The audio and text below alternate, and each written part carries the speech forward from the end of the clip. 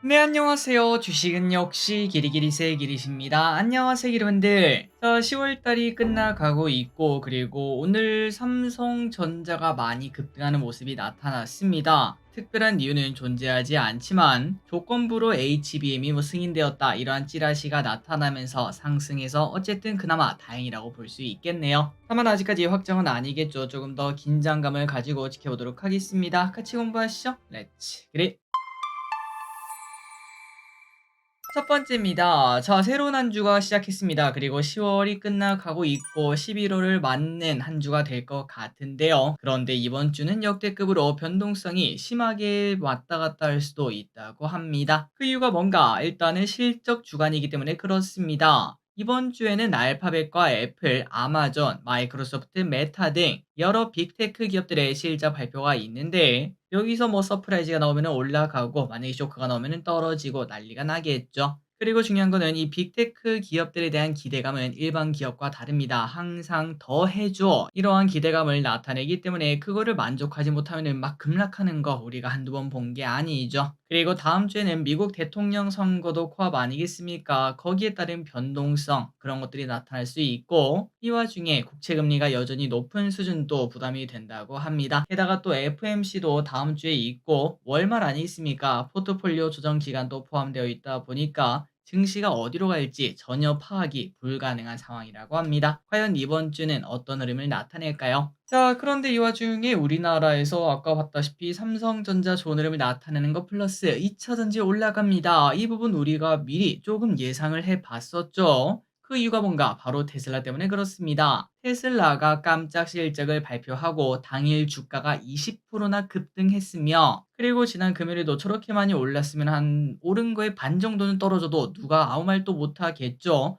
그럼에도 불구하고 오히려 3% 상승하고 마무리가 되었습니다. 그러다 보니까 전기차 캐즘에 따른 2차 전지 침체도 슬슬 해소되는 거 아니냐 이러한 기대감이 등장할 수밖에 없었겠죠. 그래서 오늘 우리나라에서는 최근 한 달 전인가요? 그때 막 2차 전지 오르다가 쭉 반납했다가 다시 급등하는 모습이 나타났습니다. 그렇다면 2차 전지 대장이 누구신가? 바로 LG 엔솔이시겠죠. 전년 동기랑 비교했을 때 매출이 16%, 영업이익이 38% 줄긴 했으나 전 분기보다는 매출이 11%, 영업이익이 129% 증가하면서 이제부터는 다르다라는 얘기를 하고 있습니다. 또한 에코프로 그룹주, 삼성, SDI, LG화, LNF 등 여러 2차 전지가 오늘 뜨거운 모습을 나타내는데요. 테슬라가 올라가게 되면 2차 전지도 당연히 따라 올라갈 수밖에 없겠죠. 과연 이 두 개 기업의 주가 흐름이 어떻게 될지 한번 고민해 볼 필요가 있겠습니다. 그리고 개인적으로 2차 전지 차트를 보면은 이제 쌍바닥 같은 느낌이 들고 있습니다. 쭉 바닥을 다지다가 한번 올라갔다가 흐항하고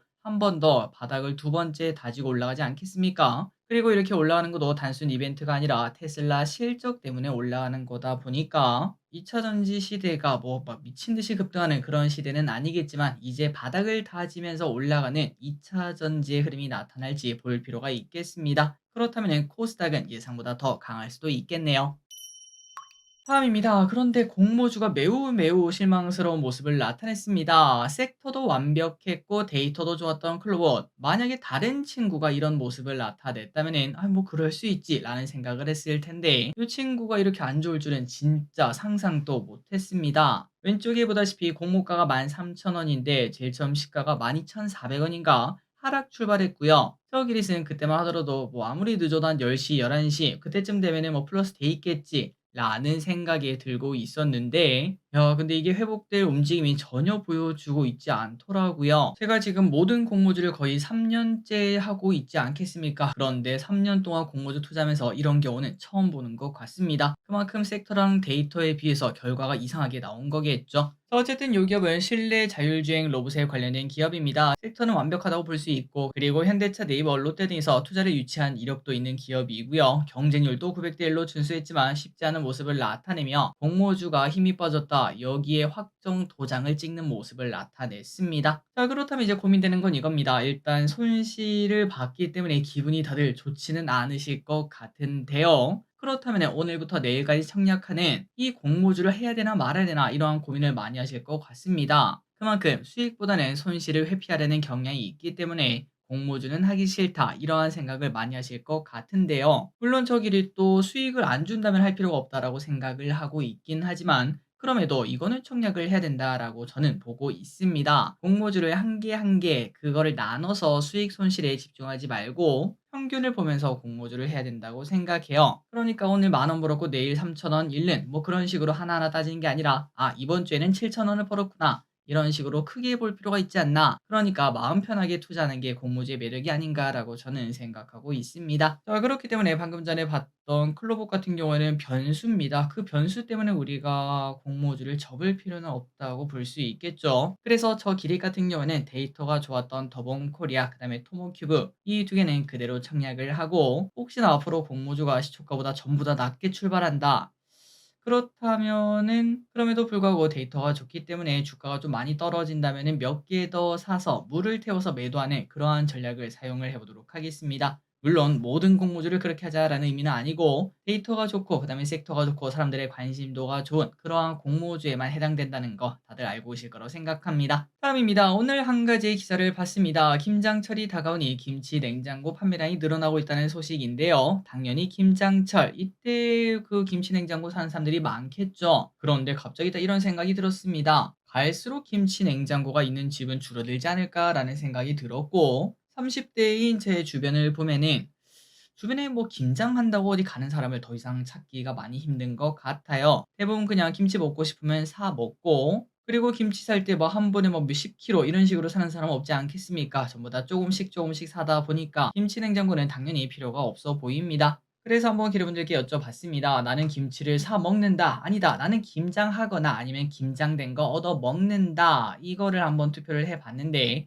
52%가 사 먹는다고 말씀하셨고 아직까지 김장을 하시는 분들이 많네요. 40%가 내가 김장하거나 근처 가족에게 얻어먹는다 이렇게 말씀을 하셨습니다. 다음입니다. 세상 모든 거는 수요와 공급의 법칙을 따라 가겠죠. 그런데 요즘 출산하는 사람들도 많아지고 그 다음에 신혼부부도 많아진다고 하니까 웨딩 물가도 당연히 상승하고 있다는 소식입니다. 무려 20%는 넘게 상승했다고 해요. 올해 평균 예식장 비용은 1283만 원으로 작년이랑 비교하면 무려 20%나 급등했고요. 스드메도 8% 정도 상승했다고 합니다. 해도 너무 비싸다. 인생에 딱 한 번 그것 때문에 좀 너무 비싸게 받는 거 아니냐 이러한 이야기가 나오고 있지만 그럼에도 결혼 수요는 무조건 존재하고 있다 보니까 가격이 이렇게 오르고 있으며 그리고 또 이 와중에 코로나 시기 때 그때 웨딩 업계가 너무 많이 철수를 했다고 합니다. 그러다 보니까 수요는 늘어나는데 공급이 확 줄어서 당연히 가격이 올라가고 있다고 하네요. 그래서 이에 따라 정부에서는 웨딩 업계에 가격 고지를 의무화하는 표시제를 마련한다고는 하는데 웨딩 물가가 잡힐 수 있을지는 볼 필요가 있겠습니다. 그리고 이거 보니까 그 생각나더라고요. 지난주에 한 기사가 있었는데 요즘 중국에서는 맥도날드에서 그 웨딩을 하는 사람들도 있다고 합니다. 물론 그걸 보고 아 그래도 패스트푸드점은 좀 아닌가.'라는 생각이 좀 들더라고요. 카페, 개인 카페나 아니면 뭐 레스토랑 이 정도는 괜찮다라고 저는 생각하고 있지만 아직 저 기릿은 결혼 하지 않았겠습니까? '과연 내가 맥도날드 사러 가면 할 수 있을까?' 이러한 생각은 조금 들었습니다. 여러분들은 어떻게 생각하시나요? 과연 우리나라도 나중에 패스트푸드점에서 결혼하는 커플이 생길 수 있을까요? 다음입니다. 패스트푸드점 하니까 갑자기 생각났습니다. 맥도날드가 얼마 전에 급락했었죠. 식중독 때문에 막 하락했던 적이 있었는데 당연히 고기가 문제라고 생각했지만 고기가 문제가 아니었고 양파가 대장균 감염의 원인이었다고 합니다. 그래서 미국 맥도날드는 양파 빼고 쿼터 파운더 버거를 다시 판매 시작했다고 합니다. 그래서 최근 맥날의 주가는 많이 하락하는 모습을 나타냈는데 다시 상승을 해줄지 볼 필요가 있겠습니다. 다음입니다. 경북 김천에서 주말에 김밥 축제를 열었다는 거 알고 계신가요? 워낙 김천을 김밥 천국으로 부르는 경우가 많았다 보니까 사람들의 관심이 상당히 높았다고 합니다. 그래서 김천은 이제 이러한 축제를 처음으로 이제 만들기 시작하면서 김천 인구가 15만 명? 뭐 그 정도밖에 안 된다고 합니다. 그러다 보니까 한 2만 명 정도 오겠지라고 생각하고 준비했는데 그런데 홍보가 너무 잘 됐던 거죠. 무려 10만 명이 몰리게 되었고 그러다 보니까 당연히 너무 좁고 김밥은 부족하고 사람들은 김밥 축제 가서 떡볶이만 먹고 돌아왔다고 합니다. 하지만 그럼에도 이번에 뭐 첫 번째 축제 아니겠습니까? 그래서 김천시는 이게 되네 뭐 이러한 데이터를 얻었겠죠. 내년에는 좀 크게 제대로 준비하지 않을까라는 생각이 들었습니다. 내년에 한번 가봐야겠네요.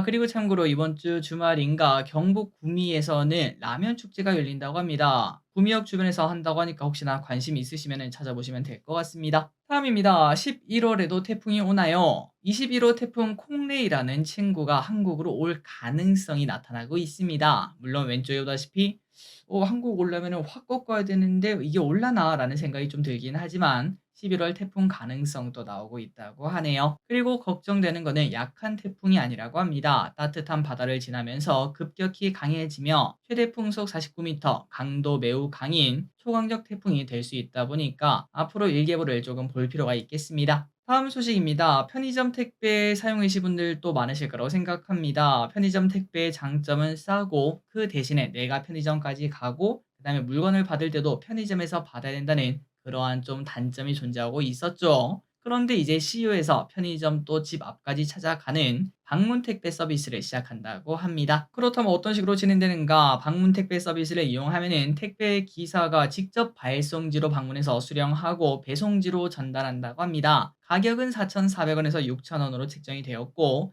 3건 이상 한 번에 보내면은 3,200원으로 훨씬 더 저렴하게 이용할 수 있다고 하니까 혹시나 택배를 많이 사용하신다면 참고하시면 될 것 같습니다. 다음입니다. 스타벅스 코리아가 커피를 제외한 아이스 음료의 가격을 200원씩 인상한다고 합니다. 앞서 8월에는 커피 값도 올랐는데 이번에는 음료 가격이 오른다고 하네요. 인상은 11월 1일부터 진행이 되며 톨 사이즈에 한해 적용된다고 합니다. 인상되는 음료는 총 11개라고 하니까 참고하시면 될 것 같고요. 참고로 11월 이전에 구매한 모바일 상품권의 같은 경우에는 가격이 인상돼도 추가 금액 없이 사용이 가능하다고 하니까 혹시나 내가 스타벅스 없으면 못 산다. 그렇다면 미리 이용권 사놓는 것도 괜찮겠습니다. 다음 소식입니다. 주말 사이에 일본에서 큰 소식이 하나 들려왔죠. 일본은 정권이 바뀌지 않는 나라로 매우 유명한데 그런데 이 일본에서 자민당이 참패를 했다는 소식이 나타났습니다. 물론 제1당 자리는 지켰다고 하지만 과반을 차지하지 못하면서 한 달 전에 취임한 이시바 총리 책임론이 커지고 있다고 합니다. 그렇다면 궁금한 건 이거겠죠. 우리한테는 어떤 일이 생길까? 일단은 엔화 가치가 떨어진다고 합니다. 오늘 엔화는 전일 913원이었는데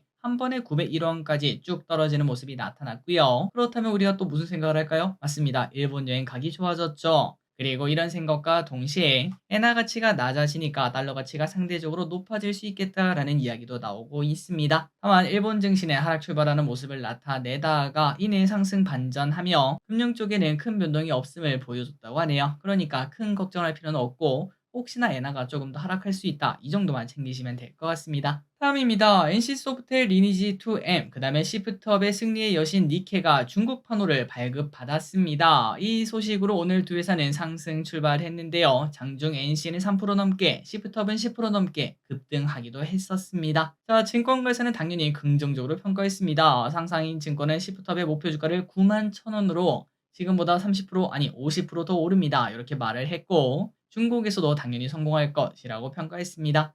한편 리니지2M에 대해서는 한국과 비슷한 BM을 적용할 수 있을지 또한 최근 중국에서는 MMORPG 수요가 좀 감소하고 있어서 과연 리니지2M이 들어간다고 하더라도 성공할 수 있을지 여기에 대한 의문점은 남아있다고 하네요. 그래서 그런지 NC는 좀 약했고 시프트업은 그래도 나름 강한 모습을 나타냈습니다.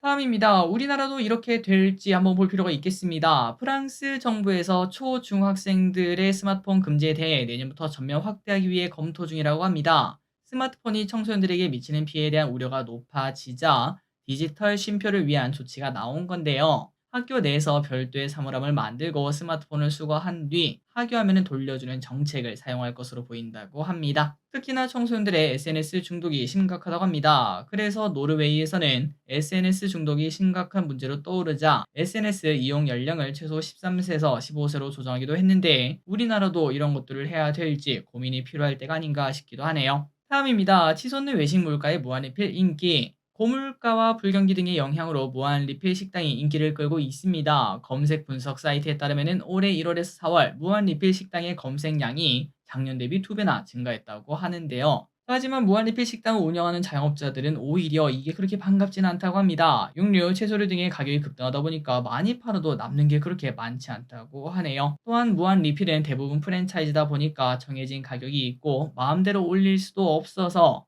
술 가격을 올리거나 환경 부담금을 부과하는 방식으로 대책을 마련하는 중이라고 합니다. 무한리필 생각보다 남는 게 없다고 하네요. 다음입니다. 오늘 사람들의 많은 관심을 받은 소식입니다. 중소기업 재직자 우대 저축공제라는 새로운 적금이 출시가 되었는데요. 뭔가 한번 보도록 하겠습니다. 간단하게 이겁니다. 중소기업 재직자가 5년 동안 월 50만 원씩 총 3천만 원을 납입하면은 5년 후에는 1,027만 원 넣어서 4,027만 원을 받을 수 있다고 합니다. 그러니까 5년 총 수익률은 30% 정도 되는 상품인데요. 아니 그래 근데 이 비슷한 게 뭐 예전에 있지 않았나? 맞습니다. 앞서 존재하던 내일 채용 공제라는 게 있었죠. 그런데 이거는 개인 납입금의 200%를 기업이 부담하다 보니까 가입자가 많지 못했는데 이번에는 기업 부담금이 적은 데다가 여러 복지 혜택도 제공되다 보니까 사람들의 관심도 높아지고 있다고 합니다. 이런 것도 있으니까 참고하시면 될 것 같습니다. 마지막 소식입니다. 원전의 행보가 심상치 않습니다. BHI라는 기업이 52주 신고가를 달성하며 쭉쭉쭉 뻗어나가는 모습. 트럼프 관련주로 시작해서 우리나라 정부가 밀어주는 섹터이며 최근 미국에서 SMR 관련주가 급등하자 그 영향을 받고 있네요. 또한 얼마 전에는 IM증권에서 사상 최대 수주 실적 기대라는 발언을 하면서 사람들의 관심이 터진 것으로 보인다고 합니다. 자, 원전 어디까지 갈 수 있을지 개인적으로 원전은 한 번에 막 대세 상승이 나타나진 않더라고요. 물론 앞으로는 다를 수 있지만 그럼에도 지금까지의 과거 이력을 보면은 오를 때 좀 매도하고 61선 그 정도까지 좀 조정을 받으면 다시 또 매수하고 그거를 반복하면은 좀 좋지 않을까라는 생각도 해봤습니다. 자, 오늘의 공부 여기까지 끝났습니다. 항상 이렇게 같이 공부해서 진심으로 감사합니다. 지금까지 길이셨습니다. 빠이요.